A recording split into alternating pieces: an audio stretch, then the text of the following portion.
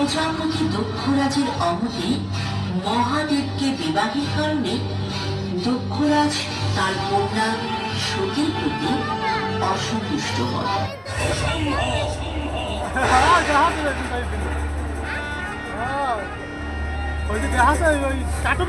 বিবাহ আমি মানি না।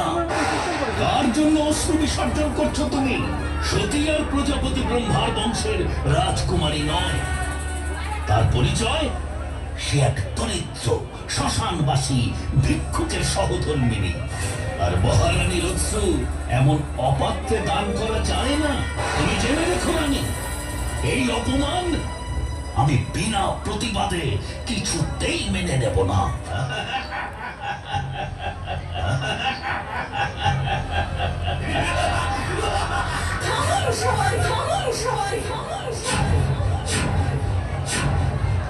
আমি সত্যি নিজের স্বামীর প্রতি অগাধ বিশ্বাস আমার। উনি আমার প্রণম্য। আপন পিতৃগৃহেই আমার স্বামীর এই অসম্মান অপমান আমি সহ্য করতে পারবো না। আমি যদি তাকে তার যোগ্য সম্মান দিতে না পারি, তাহলে স্ত্রী হিসেবে এই জন্ম আমার বৃথা। তাই এই যজ্ঞের আগুনে আমি আজ আমার প্রাণ